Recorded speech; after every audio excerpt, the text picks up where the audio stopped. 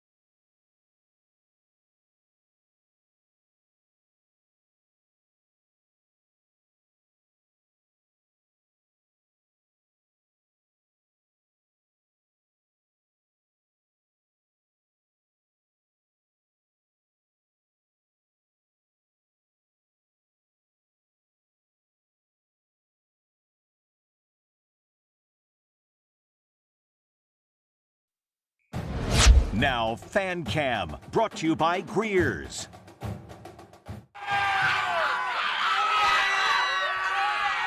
Fifth quarter Fan Cam out at Satsuma, checking in with the Gators. And speaking of which week 6 of the season and non-region play underway, let's head into Satsuma, taking on St. Luke's.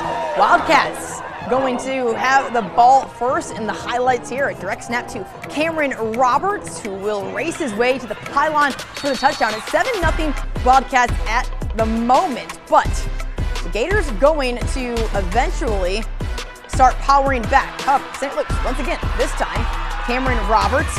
Roberts going to cut it back. He's off to the races. Nobody going to stop him. Up 14-0 at this point. Gators looking for some life. They would get it into the end zone. Goes Evan Bell easily across the goal line. Satsuma mounts the comeback. Those are the only 2 touchdowns there by St. Luke's, and they get the victory 19-14, G. I like it. Very competitive game there. Now over to Mobile Christian. The Leopards hosting St. Stanislaus out of Mississippi.